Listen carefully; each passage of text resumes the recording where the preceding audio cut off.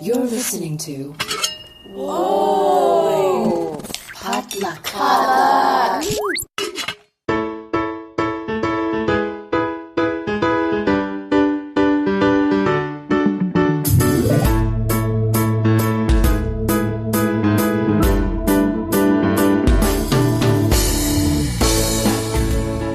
And welcome back to Books and Boba, a book club and podcast featuring books by Asian and Asian American authors. My name is Marvin Yue. And I'm Rira Yu.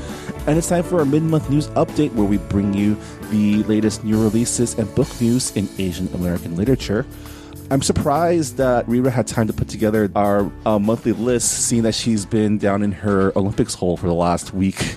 Let's be honest, I did not sleep last night.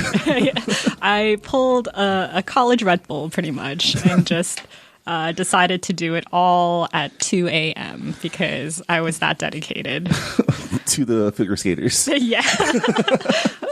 Full disclosure, Rira is so into figure skating that she doesn't even watch the primetime feed of NBC. She goes and watches like you're watching the BBC feed or the... I'm watching the British Eurosport feed, and because they don't skip people. They don't skip. Well, they go live like 2 hours in, but like within the first hour, I watch it on the Russian stream because that's like the only option I have. So you watch every single one, not just like the last group, which is usually what NBC shows. Yeah. Right. Well, NBC showed like no one. Like I wasn't watching it on NBC last night when the pairs were going for their long program, and on Twitter, like everyone was complaining about NBC. They're like, are they really not going to show like the top 5 figure skaters? Like that doesn't make sense at all. But yeah, it's been a very exciting week. Like yesterday was Valentine's Day, right? Yeah. And usually my boyfriend and I go out to dinner, but I said no, figure skating's at night, so we have to do this during the day. So we had like a Valentine's Day That's lunch. Sweet. This has been like the convergence of everything all in 1 week. It's not only the Winter Olympics, it's also Valentine's Day week and Lunar New Year week. Oh, that's right. Lunar New Year is like tomorrow? It's tomorrow, but we celebrate it tonight because, New Year's Eve. Oh, that's right. And I feel like, I don't know if Koreans really do the Lunar New Year. I know you guys are more into the Autumn Festival. I mean, festival, we right? do, but Korean Americans, not so much. Yeah. I think for Chinese people, the Spring Festival is the big one. And yeah, so I have that stuff going on too. It's like, I have literally 3 things to do every night. Yeah, that I can't get to. I heard a bit of you and Minji like watching the opening ceremony on the Collabcast. On our we recorded our Collabcast during the I was like, ceremony. wait, isn't the opening ceremony at 3 a.m.? Like, how late are they staying at the office? Or was it a pre-recorded It was the video? primetime feed. So the one that started at 5 p.m. Oh, okay. Yeah. So it wasn't live. The wasn't live was live. 3 a.m. and I was really shocked. Everyone was already like talking about the Tonga Man. Yeah. We were watching NBC talked about Korean culture and how Koreans look up to Japan. I heard about that. And And the wonderful rendition of Ariran. There are other songs. Why do they always sing that for like cultural it's shows? the most Korean of Korean songs, though, isn't it? I don't know. Maybe the national anthem. This has been your Books and Boba Olympics update. Sorry. Join us next time. We had to talk about it before we got Join started. us next time. For Rira is really excited about the men's event tonight. It's the most exciting part of the Olympics, in my opinion. Who are you rooting for? I have so many favorites. Among them is Yuzuru Hanyu of Japan, Shoma Uno of Japan, Nathan Chen. The Darth Vader of figure skating? No, he's not the Darth Vader of figure skating. I don't know who gave him that nickname, but it's a misnomer. Cha Jun-hwan of Korea, Bo Yang-jin of China, Javier of Spain. Yeah, the list goes on and on and on. No Adam Rippon on this list. I mean, he's a great skater. Not like in my top. Not a fave. Not in my top 5 though. I'll cheer for him, but I feel like not in my top 5. I feel like in 4 years we should let's just do like a Olympics podcast featuring Rira's commentary. No, that's just me screaming a lot and shouting and being like, under rotation.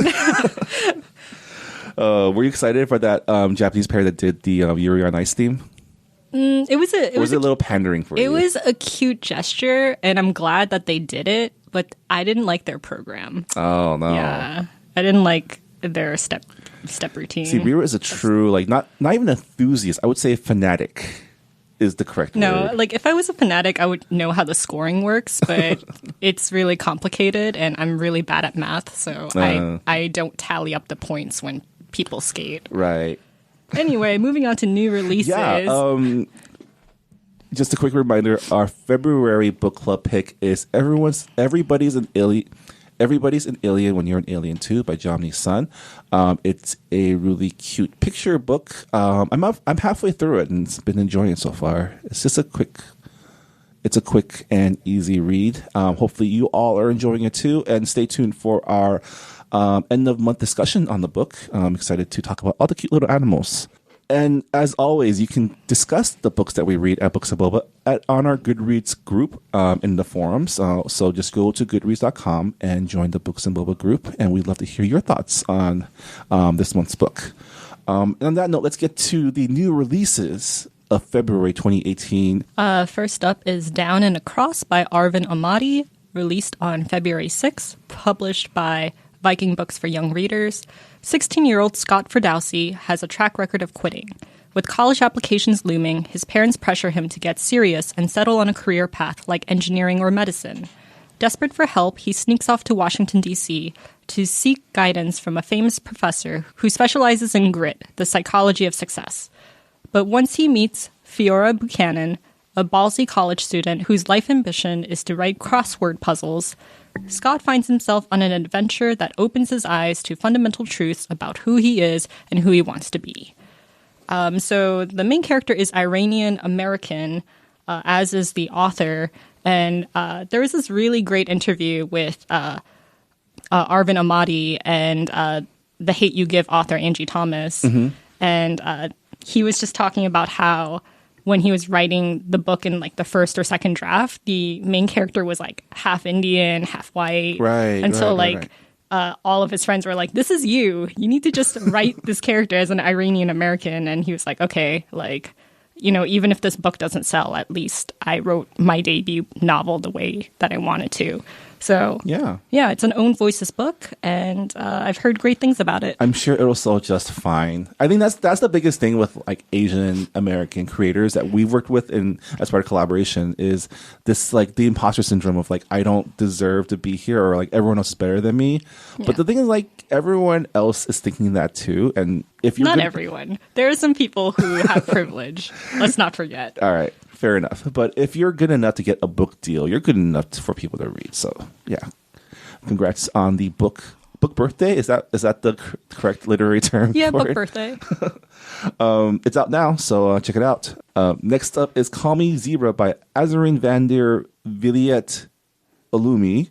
Pardon if I pronounce that name a little wonky. And it released on February 6th, published by Houghton Mifflin Harcourt. Zebra is the last in a line of anarchists, atheists, and autodidacts. When war came, her family didn't fight. They took refuge in books. Now alone and in exile, Zebra leaves New York for Barcelona, retracing the journey she and her father made from Iran to the United States years ago. When Zebra meets Ludo, their connection is magnetic and their time together fraught. They push and pull their way across the Mediterranean, wondering with each turn if their love or lust can free Zebra from her past. And next we have The Prince and the Dressmaker by Jen Wang, released on February 13th, published by First Second. Prince Sebastian is looking for a bride, or rather his parents are looking for one for him. But Sebastian has a secret. At night, he wears daring dresses and takes Paris by storm as the fabulous fashion icon, Lady Crystalia. Sebastian's secret weapon and best friend is the brilliant seamstress Frances, one of the only two people who know about his alter ego. But Frances dreams of greatness, and being someone's secret weapon means being a secret. How long can Frances defer her dreams to protect a friend? I keep slipping from like Frances to Frances. I've heard both. Sorry. I mean, has the author weighed in on the correct pronunciation? I don't know. But this is a graphic novel, I think. It's whatever's in your head. Yeah, this is a graphic novel, I believe. I saw Maureen Gu recommended on her Twitter. So, Seems interesting. I really do want to read it. Next up is The Lost Girls of Camp Forevermore by Kim Fu, released on February 13th, published by Houghton Mifflin Harcourt. Nita, Kayla, Isabel, Dina, and Shobin arrive at Camp Forevermore in the Pacific Northwest, where their days are filled with swimming lessons, friendship bracelets, and camp songs by the fire. Filled with excitement and nervous energy, they set off on an overnight kayaking trip to a nearby island. When group leader Jan falls ill, the girls are forced to traverse the island's dense woods seeking rescue and must contend with the elements and one another. This sounds like my worst nightmare. I hate camping, and the thought of being stranded in the middle of nowhere, it terrifies me. I mean, I think we can compare what the girls do in this book to like what the boys did in Lord of the Flies. I'm sure the girls will make it out way better than the boys did.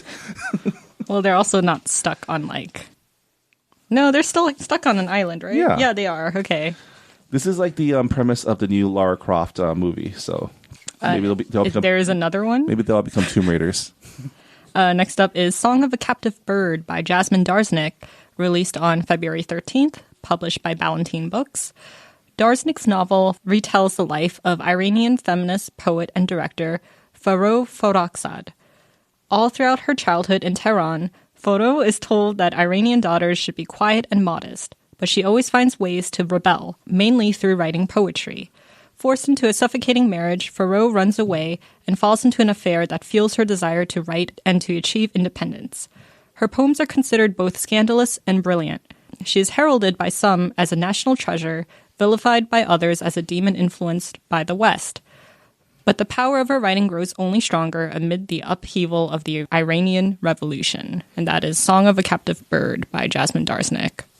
Cool. Next up is Blood of a Thousand Stars, the second book of the Empress of a Thousand Skies duology by Rhoda Beleza. Releases next week on February 20th, published by Razorbill. This is the sequel to Empress of a Thousand Skies that we read for, was it November? I think it was November. Yeah, for our book club. So I've actually received an ARC for this book, so I'm excited to check it out, and I'll report back to the thrilling conclusion. Yeah. Nero, who has seized control of the galaxy, seeks the Overwriter, technology that mines memories, erases history, and controls populations by mind control. But standing in his way are Ri, the acting empress of the Tang dynasty, Ali, former reality star and framed assassin who seeks revenge and to kill Nero, and finally Kara, who is hoping to find the Overwriter to save the galaxy and erase the princess she once was.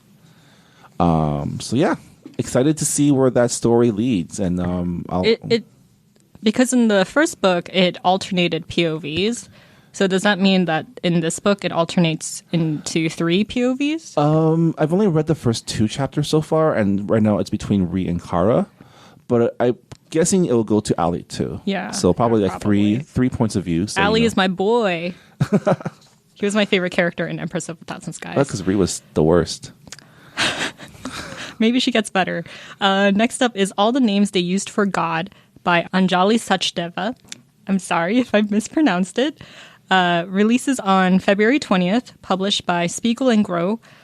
Anjali Sachdeva's debut collection spans centuries, continents, and a diverse set of characters, but is united by each character's epic struggle with fate. A workman in Andrew Carnegie's steel mills is irrevocably changed by the brutal power of the furnaces. A fisherman sets sail into overfished waters and finds a secret obsession from which he can't return. And an online date ends with a frightening, inexplicable disappearance. So this is a collection of short stories. Oh, sounds interesting. Next up is The Serpent's Secret by Sayatani Dasgupta.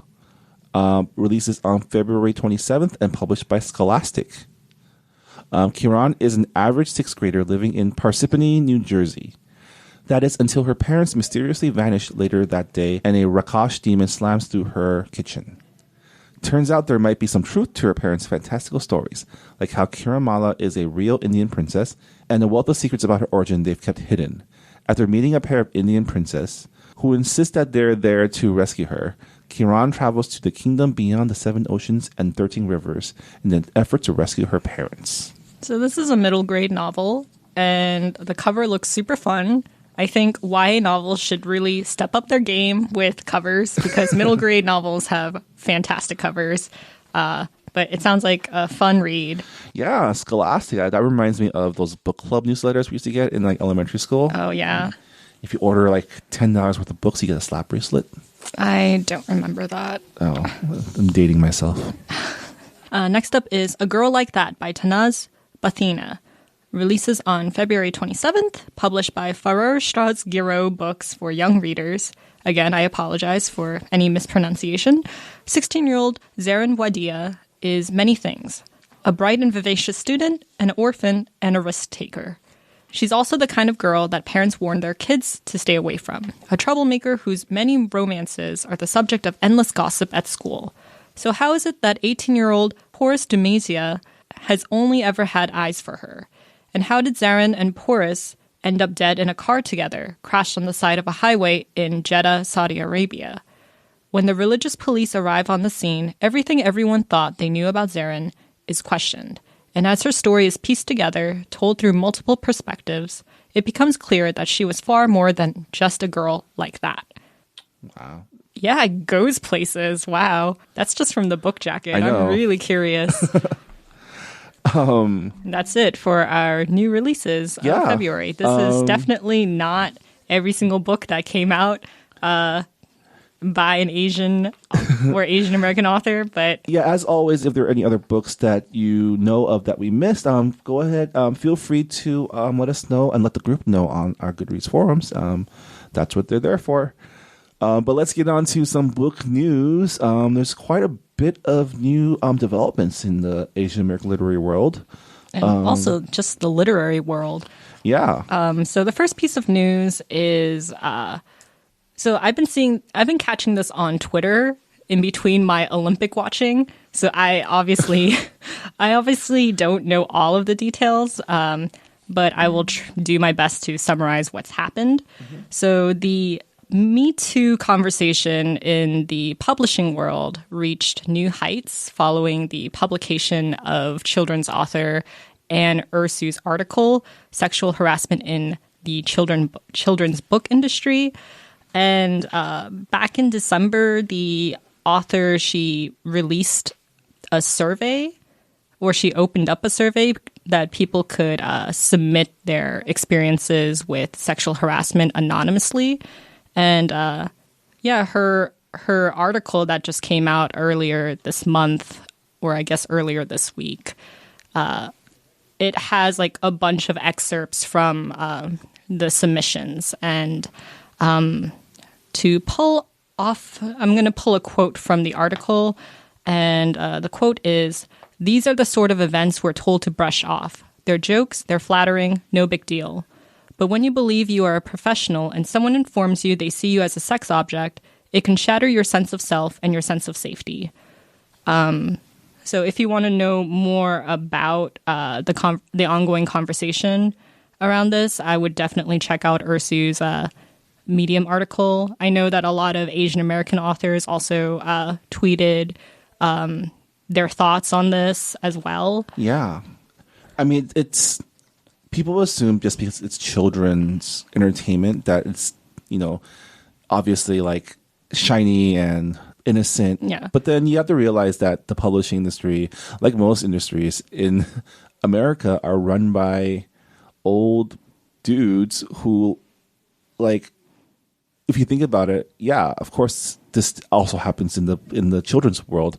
I mean, just like in industries run by men where masculinity is valued as a sign of authority, like this kind of stuff has been happening for decades, right? Yeah, and it really sucks that like a lot of female there's a lot of female authors in the children's book industry, and to think that like they are facing harassment not just in like their workplace but also at like conferences and book festivals, places that they have to be around their harassers, like that's really that's really gross to think about. Yeah. Yeah. Also, I just wanted to mention that Publishers Weekly, they also reported earlier this week that among the accused harassers were 13 Reasons Why author Jay Asher and award-winning illustrator David Diaz. So if you want to learn more about that, I would check out Publishers Weekly. Yeah. It's a fairly recent article, so it should still be in the archive high up there. Yeah, it's happening everywhere, and it's time's up. Me too. It's all coming out. So it's been like I was wondering when this would happen, because it's been happening in every single industry where people are kind of like pushing back the curtains. Yeah, I mean, it's the strength in numbers, right? Now that it's becoming a mainstream conversation, the stigma that it's something you shouldn't talk about is quickly dissipating, and people are emboldened, which is good, because we need some culture change, especially in today's zero world. tolerance. Yeah. Next up in news is Erin Entrada Kelly was awarded the Newbery Medal for her middle grade novel, Hello Universe. The story follows the serendipitous friendship formed by 3 middle schoolers: Virgil, a shy boy who's afraid of the dark despite believing he's too old to have such a fear; Calorie, a self-proclaimed psychic; and Valencia, who is deaf and often lonely because her schoolmates are intimidated about how to communicate with her. So congratulations to Erin on the award. I heard that she was driving when she heard the news, and she had to repeat, she had to ask her editor to repeat herself, and she was just like, "I'm on the 95. I'm on the 95," because she was driving on the highway. It's a really funny story. Congratulations again to Erin Entrada Kelly. Next up in our news is Simon & Schuster bought Rebecca Kim Wells' debut YA fantasy, Children of Ash. The description goes, "Raised in the ruins of a mountain city, Marin wants nothing but a peaceful life. But when her girlfriend is kidnapped, Marin vows to rescue her, even if it means stealing a dragon from the corrupt empire." Publication is set for summer 2019. Cool. Dragons and Empire. Good keywords to have in a fantasy book. Wendy Lam Books at Random House acquired May Respicio's novel, Beach Season. Longing to get her family back to normal after a tragedy, a girl uses her love of the ocean, special effects, makeup, and Filipino folklore to create a way to help them move on. Publication is slated for 2020. Yeah, Filipino folklore. Need more of those.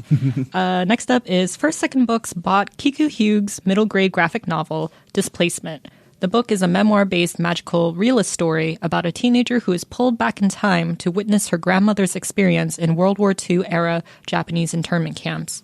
Publication is planned for 2020. Yo. That is a middle-grade graphic novel right there.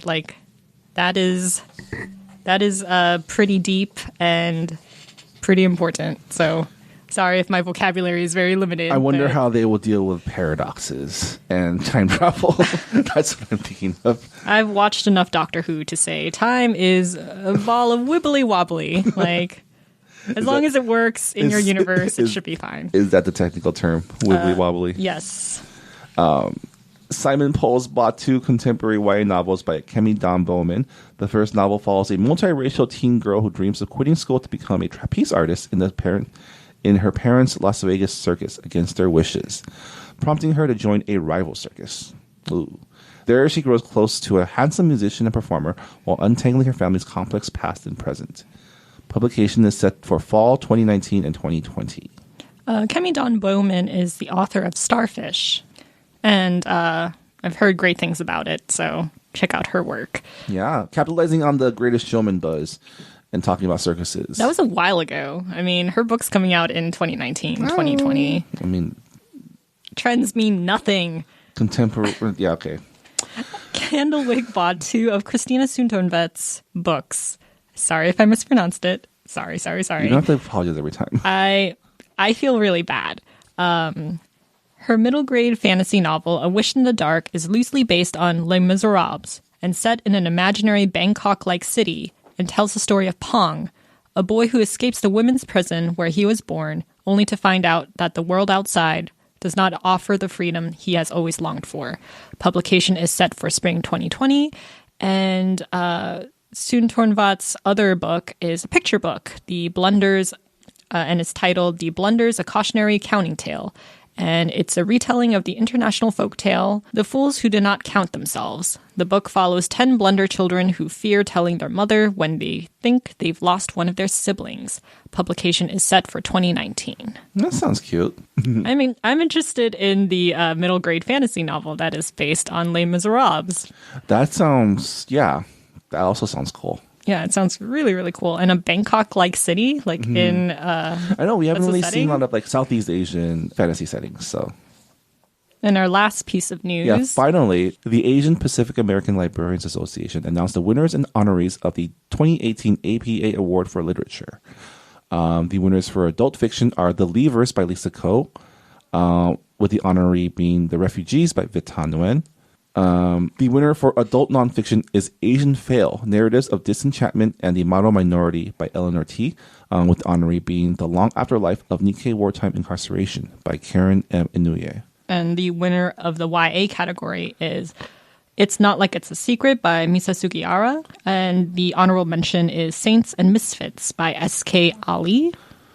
For children's literature, it's Step Up to the Plate, Maria Singh by Uma Krishnaswamy. And honorable mention goes to Scylla Lee Jenkins, Future Author Extraordinaire by Susan Tan. And for the final category, it's picture books. The winner is A Different Pond, written by Baofi and illustrated by Tibui. And the honorable mention is The Neon Monster, written by Andrea Wang and illustrated by Alina Chow. So congratulations to all the winners and honorable mentions. The Neon Monster is actually pretty timely because that's the monster that comes around during Lunar New Year. Oh, really? So why you leave the lights on to ward them away. Lovely. Yeah, lovely bedtime story for children out there. The Neon Monster, because Neon means year. So it's the year monster. It's the New Year monster. That's how it was explained to me. If you have your own folklore you want to share, please do on our Goodreads group. Again, it's also where you can share your thoughts on our February book club pick, Everybody's an Alien When You're an Alien Too by Jomni's Son, which is a really fun book. How far have you gotten? I have not started because of Really? the Olympics. Oh, no. Well, good thing it's a pretty... I got through half the book in like an hour, so... It's a pretty sweet read. Yeah, like a lot of our members already finished it and shared their thoughts on our Goodreads forums. It's super cute. It might be a while because this week, figure skating. You got your men's competition, you got your women's competition, and then you got your ice dancing. But if you have already finished our February book club pick, we have our March pick, and that's What Lies Between Us by Naomi Munawira. And it's a mystery novel from what I've been told, and it takes place in Sri Lanka and Canada. Not sure if it's Canada or America, but it's like a murder mystery crime novel. So awesome. A different change in pace for us. Yeah, looking forward to cracking that open after we finish our February book. And on that note, that'll do it for this episode of Books and Boba. Hope you guys are all enjoying Jomni-san's picture book. Hope you guys are all enjoying the Olympics. If you have thoughts about figure skating or just want to keep up with all the updates, check out Reba's Twitter feed. Because my Twitter feed has just been all hashtag figure skating, and I feel really bad for like spamming other people's Twitter feeds. No, everyone's... But they can just mute it. So I mean, right now you can't, like, everybody's Twitter feed is all about the Olympics. So it's not just you. It's not just you. But thanks again for compiling all the news for our news episode. And thank you all for listening to the Books and Boba podcast. We really appreciate it. And we'll see you next time. Great. Bye. Bye.